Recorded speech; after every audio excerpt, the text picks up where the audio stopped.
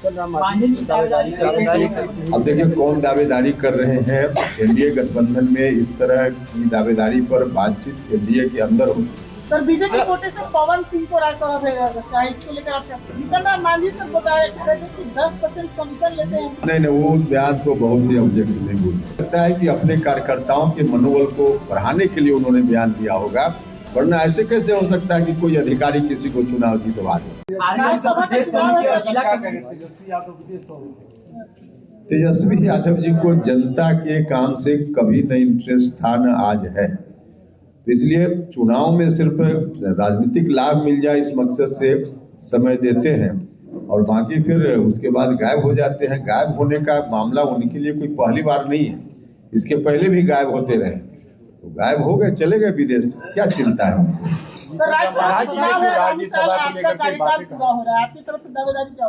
हमारी कोई दावेदारी नहीं है भैया। अब देखिए कौन दावेदारी कर रहे हैं। एनडीए गठबंधन में इस तरह की दावेदारी पर बातचीत एनडीए के अंदर होगी। हम सार्वजनिक रूप से ऐसी बातों पर हमने न कभी चर्चा की है, न अभी हम चर्चा करें। एक बार क्या करें, एनडीए के कई लोग कह रहे हैं कि राजद के कई विधायक जो है वो खरमास के बाद टूटकर लग रहा है।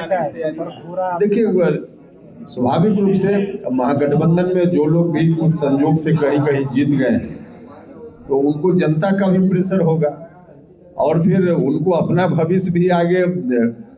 तेजस्वी यादव जी जो उस गठबंधन के नेता है वही गायब हो जाते हैं, तो उनको लगता होगा कि आगे भी भविष्य हमारा ठीक नहीं है, तो वैसे लोग उधर से इधर आ जाए तो इसमें कोई आश्चर्य की बात तो नहीं होगी। सर बीजेपी कोटे से पवन सिंह को राज्यसभा भेजा जा सकता है, इसको लेकर आप क्या समझते हैं? ये इसमें आप और हमारा कहाँ सवाल है, इसमें बीजेपी का सवाल है, पवन सिंह जी का सवाल। सर इस मिलन समारोह में तमाम जो आपके विधायक है जो पटना में अवेलेबल है अभी नहीं, कोई जरूरी नहीं है कि विधायक सब कार्यक्रम में रहे, ऐसा थोड़ी जरूरी। आरएलएम की प्रदेश कमेटी और जिला कमेटी हाँ हो जाएगा, खरमास के बाद हो जाएगा। सर जिस तरीके से सरकार पर आरोप लगते रहता है कि निजी कंपनियों के हाथ में दिया जा रहा देश को, और बिहार में भी निजी कंपनियों के हाथ में नगर विकास विभाग में नगर निगम की जिम्मेदारी दी गई, एजेंसी अब टैक्स वसूलेगी, इसको कैसे देख रहा है? देखिए आप सारी चीजों को कोई प्राइवेट हाथ में दिया जा रहा है ऐसा नहीं है। जहाँ जरूरत के हिसाब से आवश्यकता है वहाँ किया जा रहा है।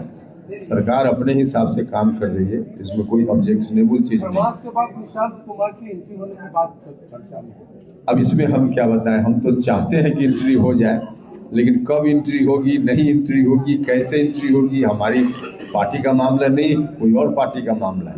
हाँ हम तो अभी भी कर रहे हैं, कि एंट्री हो जाए। आपने कहा था सर कि बड़ा नुकसान हो सकता है समय रहते अगर ये फैसला नहीं लिया गया, संभावित नुकसान। इस बात पर हम अभी भी कायम हैं। जीतन राम मांझी तक बताया कि 10% कमीशन लेते हैं सांसद।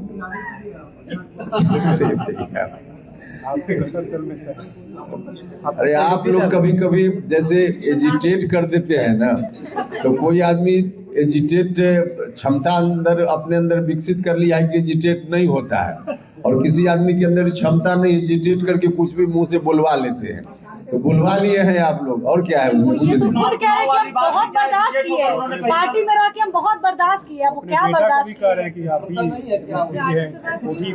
नहीं, क्षमता किसी में भी नहीं रहती है, क्षमता धीरे धीरे आदमी विकसित करता है। अब कोई विकसित करने के दौर में है, किसी ने विकसित कर लिया है। विधानसभा चुनाव को लेकर जो बात उन्होंने कही, जो बयान उनका आया, वो भी इरिटेट होकर उन्होंने कहा। नहीं, वो बयान तो बहुत ही ऑब्जेक्शनेबल है। भारत सरकार में मंत्री हैं, बिहार के मुख्यमंत्री रह चुके हैं संवैधानिक पोस्ट पर, और जो काम हो ही नहीं सकता है, पता नहीं कैसे। मुझको लगता है कि अपने कार्यकर्ताओं के मनोबल को बढ़ाने के लिए उन्होंने बयान दिया होगा, वरना ऐसे कैसे हो सकता है कि कोई अधिकारी किसी को चुनाव जीतवा दे। हालांकि उनका बयान आपत्तिजनक है, सिस्टम पर सवाल खड़ा करना, इसलिए हमने कहा कि ऑब्जेक्शनेबल है, उनका बयान आपत्तिजनक है, उचित नहीं है। नहीं, हमने कहा ना कि इसमें उन्होंने अपने कार्यकर्ताओं के मनोबल को बढ़ाने के लिए ऐसा कहा होगा, इसमें कहीं से कोई सच्चाई है ही नहीं। तो जान क्या लीपापोती कर रहे थे, इसी वीडियो पर कर रहे थे, एआई से एडिट हो गया तो मीडिया इसको बढ़ा चढ़ा कर लिख दिया, कर दिया। नहीं, हम तो ऐसा नहीं करें, हम तो कह रहे हैं कि बयान उनका ऑब्जेक्शनेबल है, आपत्तिजनक है, हम तो खुद कह रहे हैं।